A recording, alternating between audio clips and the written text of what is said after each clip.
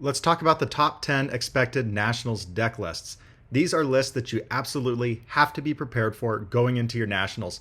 They're decks that are not only strong, but they are also popular.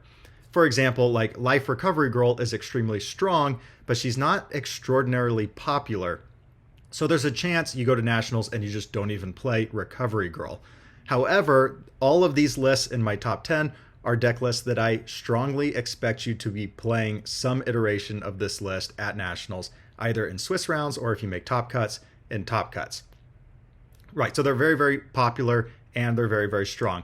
The character that I expect to see the most of at Nationals is by far Overhaul. I expect we're going to see a lot of Overhaul representation on all three of his symbols. I think Overhaul is probably going to be almost 20% of the field. I think he's going to reach Kirishima 2 levels of play. Right, last year at Nationals, we saw a lot of the best players simply play Kirishima 2 because he was the most consistent. And at Nationals, you really value consistency.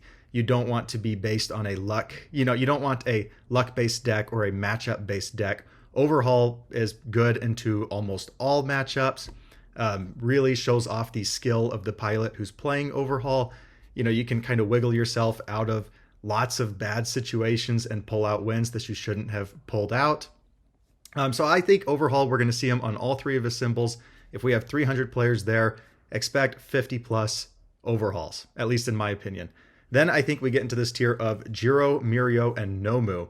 All of these characters being quite simple to play, which people really value simplicity as well as consistency at big events like this, especially when it's expected to be, at least the US Nationals is expected to be 300 plus players, 9 rounds or so.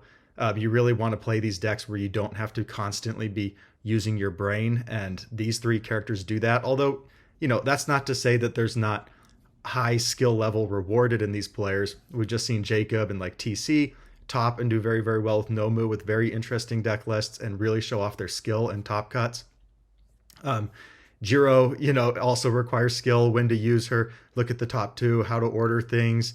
And Mirio maybe a little less so, but there's still a lot of skill expression with Mirio. When to know what to zero out, when to steal momentum, when to block with capture evildoers. There's still a lot that you're doing there. So, but they're very I can kind of turn my brain off and still pilot these decks pretty well. And then you're going to have all of these decks like Eraserhead, Midoriya, Mimic, Amajiki. They're very, very strong. But I don't think they're going to be quite as popular as the top 4. I think this top 4 is pretty much set in stone, in my opinion, in terms of strength and in terms of popularity. I think you're going to see these top 4 characters a lot. So let's jump into my top 10 deck lists. And then at the end, I'll also show some deck lists that I didn't include, for example, like Life Recovery Girl, where very, very strong. I suspect some of the best players in the game are going to be playing Life Recovery Girl at Nationals. However, probably not going to be high representation, especially if you're playing EU Nats or OCE Nats. Then I suspect a much, much lower representation of Recovery Girl. There's a good chance you just don't even play her. Although, I do think each of your decks you have to put through the Recovery Girl test. The can I do 40 damage in a single turn? Is that even possible in my deck? Can I beat a Recovery Girl, or am I going to bail out? I do think you have to ask yourself that. But that's enough about a character that's not in my top 10. All right, coming in at number 10, I have Evil Overhaul. And really, I just mean this number 10 to be the evil symbol almost in general. A lot of the evil decks play very, very similar to each other. You have like Evil Tabe, Evil Shigaraki 3, Evil Overhaul. I just think Overhaul is going to be the most consistent, and we're going to see this deck a ton. The list that I pulled as an example is Grant Padley's list, who was Swiss champ at the UK RLE. We see that he's playing Nebulous Stare, Invincible Clasp. We have these throws, and then we can add damage onto the throws with like We Became More, Cooperation Offer. And then he's also got the Tetra Terror. And of course, you just have the Evil Staples, Tongue Whip, Vile Season, Chronostasis Trigger. And one of the nice things about Evil is that you get Barrier Shield, you get Cooperation Offer, and you get Twisty Surroundings. Now, Grant wasn't playing Twisty Surroundings, but a lot of Evil decks will be. And you get access to Blood Curdle that you can always put in your sideboard. I think Blood Curdle is going to be a very important card at Nationals. A lot of these characters really rely on the defense of their face, and being able to just start your lethal attack streak with a Blood Curdle is going to make a huge difference. So that's a reason to play, Void, Order, and Evil, is just to get access to Blood Curdle for your sideboard.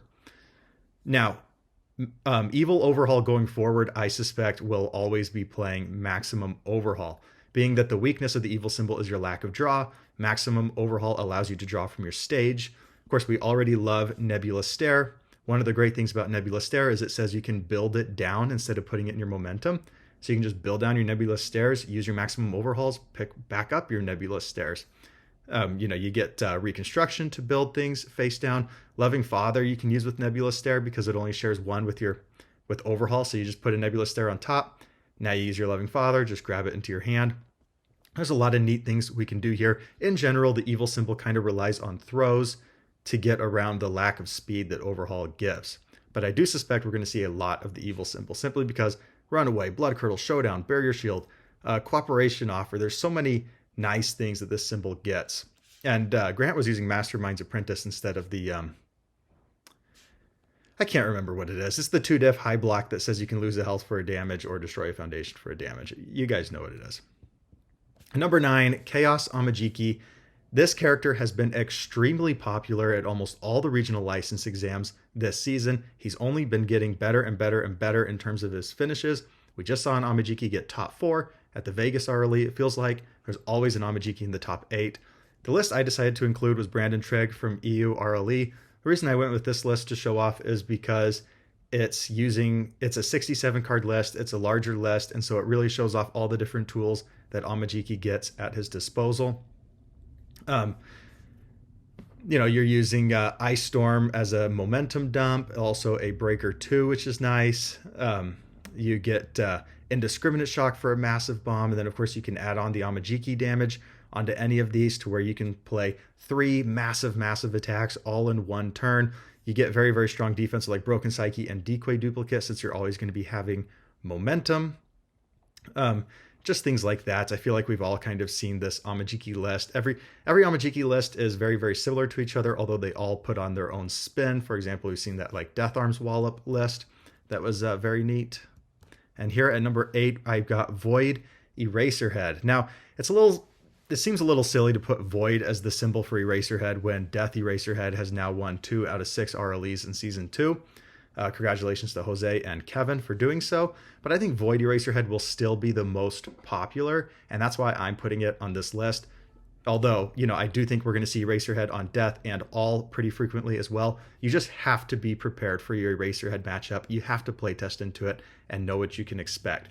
So I chose Ko's VT webcam RLE list to show off here.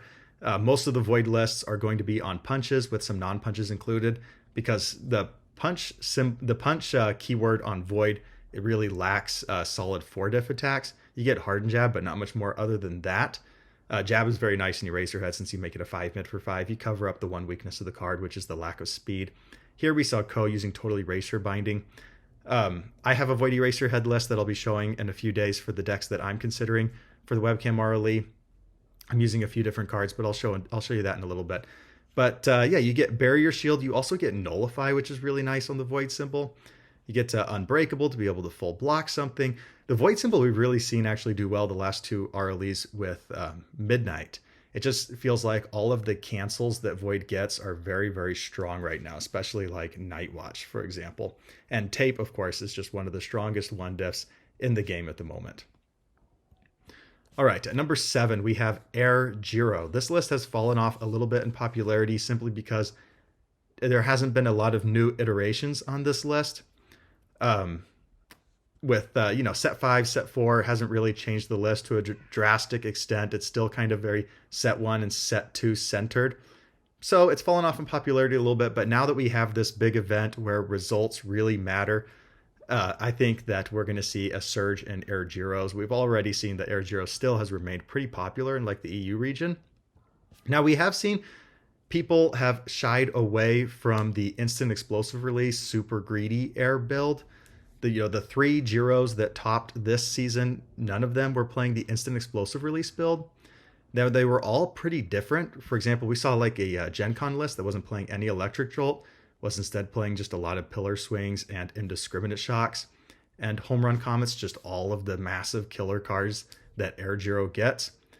But Jiro just remains kind of similar. Each list just takes their own spin on it. Are they going to be playing Pillar Swing, Instant Explosive Release, Zero Gravity Lift, Double Jet Pummel? You have this like core like 12 attacks that Jiro will play, and then take your pick of the 7 or 8 that you like. The main set 5 card that we've seen added into these lists has been Nice Try. One thing's that's been pretty nice is that Arrogant Disposition is such a good card right now because so many people are running punch decks that it's just a really, really solid six check that you can pick up specialized sound waves. And most of the time, it's not blink on your stage at the moment.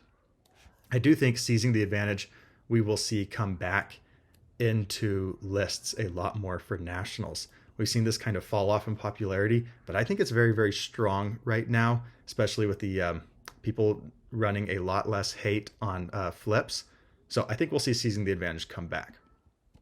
All right, coming in at number 6, we have Life Overhaul. This deck has fallen off a little bit lately. We didn't see a Life Overhaul top at Las Vegas or Rochester. I still think it's very, very strong. I think the list that you pretty much have to go off of for your testing has to be Andrew's list. Won the Gen Con RLE with it. Overcomes the lack of speed from Overhaul by using Back Alley, Haymaker, and Heroic Strike for stun, Tongue Whip to stuff your card pool, and then just gets access to repeated 100% smash to re-ready a stage and play a super long attack string. Also overcomes lack of draw with cards like Future Charge. And Andrew's list was very, very defensive, which I really respected. We got Rescue Completed, Lost in Thought, Cooperation Offer, Wall Clings, All Protect You, Releases. Very, very consistent and defensive. You really have to work to break through the wall of this deck. This deck, if it gets established, can just mill you out as a secondary win condition, can just play such great defense that you can't get through it. And then it also has quite a bit of deadlock with like Lessons from Taiyaki, Trust Cheat Cape, Heroic Assistance. So it's not scared of you just building, into deadlock. He can still make it through. And at number 5, we have Fire Rappa. We have seen this list surge in popularity this season. However, it has not had success in top cuts. I think like 7 Rappas, or maybe it's 6 or 7 Rappas have made top cuts, but only 1 has gone to top 8. So not a high success rate once they get to top cuts, but we're going to see this list everywhere. It's very similar to like Nomu in the sense that you can kind of turn your brain off a little bit and play this list. The number one pain point of this game is not being able to pass checks or checking badly and checking threes. Rappa overcomes that. It's very, very enticing to play a deck where you're not afraid to check a 3 or check a 2. Basically, we're playing these 4 attacks: Barrage, Rapid, Bullet, and Blue Flame Palm Strike. Almost all of the Fire Rappa lists are running these 4. Maybe they're adding on like a Calorie Counter, Charged Shield Breaker. Maybe they're adding on a few other spicy pieces like Prominence Burn maybe. But these are pretty much the fundamental 4. And then we're just going to be drawing like crazy. Although we've seen a lot of people using the Kirishima's Assistance to seal partial blocks. But yeah, we're just drawing like crazy. Big Appetite, Prehensile Tail, Window Shopping, Latent Skill. We're just trying to play a million attacks. We're going to put things in momentum. We're going to pick it back up with Prehensile Tail. And then we're going to Sugar Rush. When we know that you can't block, we're going to Sugar Rush it and just, get a million damage in. So this was Jonah's list from the Gen Con RLE. We've seen a lot of iterations on Jonah's list since then. But this is pretty much the core. So I felt like this is, if I was just picking one up to play test against, I would probably just pick up Jonah's. And then at number 4, we have Earth Overhaul. I think Overhaul, again, I think he's going to see like 20% of the field representation. He's just going to be crazy. He's just so consistent, really doesn't have that many bad matchups. So I've got him on all 3 of his symbols here. Now coming in at number 3, this is the list that we have seen having the most success lately, ever since Maximum Overhaul has been released. So here is Daniel Tickle's list from the Rochester RLE. We have Maximum Overhaul and Reconstructed Worker and Hardened Jab all to be able to pull from our stage. Hardened Frenzy is really nice since if they completely block it, you get to build it down. You have Reconstruction. Overhaul gets to play Surprise Interception, a very, very strong tech card in the meta right now to be able to stop things from going to momentum, stop a Phantom Threat, stop a Dual Needle Lunge, stop an Instant Explosive Release. There's a lot of uses for Surprise Interception. And then Overhaul is one of the best Faith Shield characters. You can just build it down and wait to when you need to use it. Homage to My Hero has always been nice. Just a very, very solid list. It really doesn't... Now, the Earth package The weakness of the Earth package is like the lack of overcoming speed. Like Life gets to go heavy on stun and use cards like Tongue Whip. Or Evil gets to use throws. The Earth package really hurts for speed. But, you just wait your time as Overhaul. You can play really strong defense and then just wait until there's an opening and then go in. And then at number 3, I have good Mirio. We have seen Mirio fall pretty hard in the meta recently, and that's just because all of the tech that is strong right now is also really strong against Mirio. And so Mirio has suffered recently. We didn't see a single Mirio in top cuts at Las Vegas or Rochester. We saw 5 Mirios in the top cuts of webcam. And then since then, it's just been 1 or 2 or 0. So this character has fallen off hard, but he's still being played at a pretty good clip. And I suspect that will continue at Nationals. So this is a character that I think you have a very strong likelihood of playing in the early rounds, maybe not so much in the later rounds. If you are planning to play Mirio at Nationals, you'll probably have pretty good success at the beginning, maybe rack up quick 3 wins, be 3-0, feeling really good going into lunch break.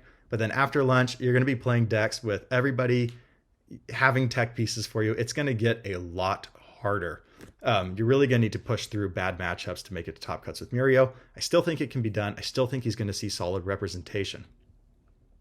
Here's an example list. This is Emma Gillespie at the EU RLE. She made it all the way to 2nd place, almost won the entire thing.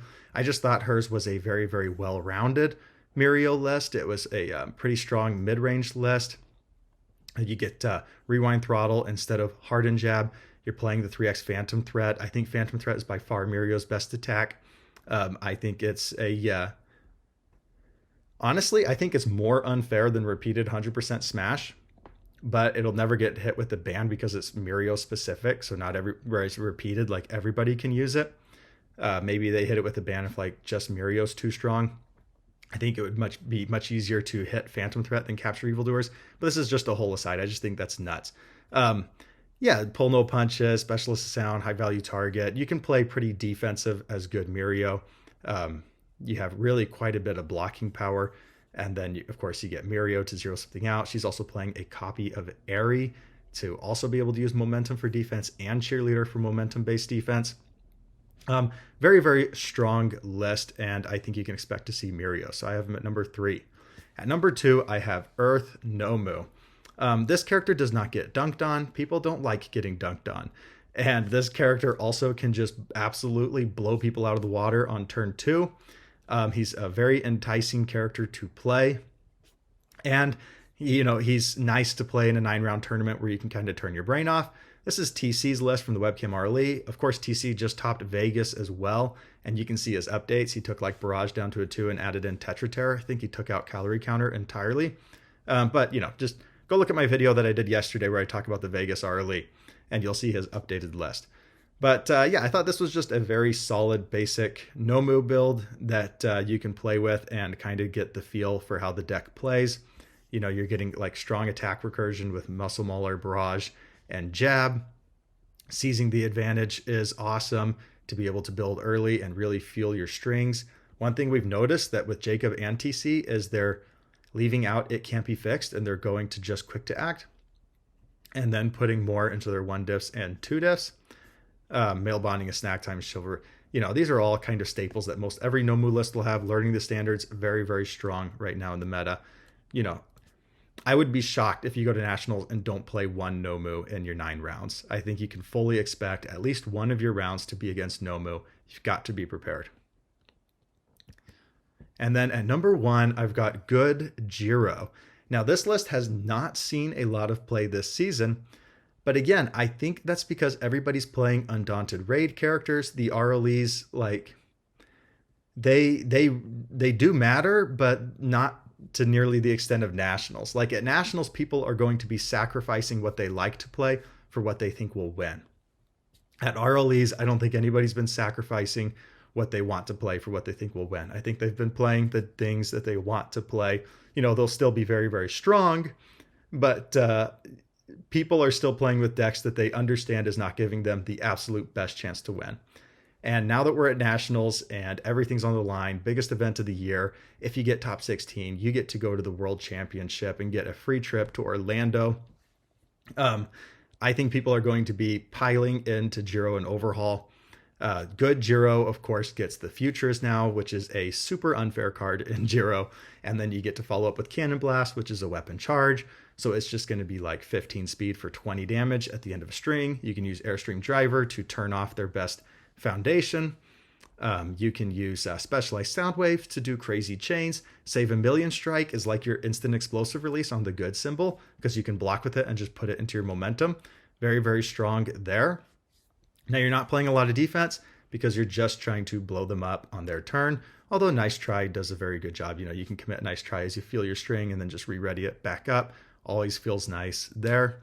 I could see like Jiro's running Cheerleader and Capture Evildoers. Just very, very strong cards in the meta right now. But Wesley's list was not running those. We've seen Wesley top a few times with good Jiro, and I think he was top 8 at the HLC with Air Jiro. So one of the most established Jiro players in the game. So I really, really trust his list here. I think you absolutely have to be prepared for Cannon Blast Jiro, and you have to have a way to stop it. If your deck doesn't have a way to stop Futures now or Cannon Blast, I think you're going to be in a really, really rough spot going into Nationals. So good Jiro is my number one deck to be afraid of, but in terms of characters, not to be afraid of, to be prepared for. If you're prepared for it, then you won't be scared. Yeah, good Jiro would be my number one deck to be prepared for. Overhaul would be my number one character to be prepared for. And then, of course, there's a lot of characters where they're very strong, but I'm just not sure like how popular they're going to be. Like, I think there's a very good chance you go to Nationals and you just dodge all of these characters. Like, there's a solid chance you just don't play a Momo, you don't play a Recovery Girl, you don't play an All Might 3 or a Tokoyami. Ochako 2 is kind of the exception to this list, where I think she's actually kind of mid in terms of strength, but she's extremely popular. I know, like, this might just be from my experience, but last year at Nationals, I think I played 3 Ochako 2s. As Nomu. I went 3-0, so that was nice. Yeah, I played a ton of them. It just felt like every matchup I was getting another Ochako. Everybody else was complaining about playing too many Kirishima 2s, whereas I was just playing tons of Ochako 2s. Yeah, so these are characters that you're still going to want to playtest against, but I don't have their lists necessarily in my top 10 because I can't say like 100% certainty that they'll be out in force. I do think Mimic will be out in force, but it's hard for me to like hone in on one of the symbols because he's so playable on all three, Evil, Chaos, and Earth. I guess if I was forced to choose one of them, I would choose Justin Martin's Chaos list to play test against. Just, you probably want to play at least a few games against Mimic just to understand how he plays. And Justin has shown 2 top cuts this season and a second place finish. So I trust that list. I trust that player. I would go play test against that. Momo and Recovery Girl, just see if your deck is capable of breaking through the walls that they get established. And then, Midori and All Might, I suspect, will be out there. I just don't think that they're the absolute strongest right now, so they're not in my top 10. And that is going to do it for me. Again, I've got number 1, good Jiro. Number 2, Earth Nomu. Good Mirio. Earth Overhaul. Fire Rappa. Life Overhaul. Air Jiro. Void Eraserhead. Chaos Amajiki. And 10 Evil Overhaul. So, what do you think about my top 10? Do you think I snubbed anybody that is both popular and strong? Or do you think any of these, like down at the bottom, should have actually been at the top? As for me, my top 3 is going to be good Jiro, Earth Nomu, and good Mirio.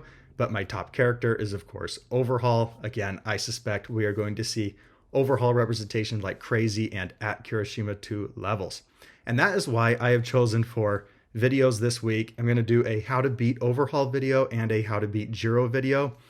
I've already done a how to beat Mirio video way back before the season 2 even started.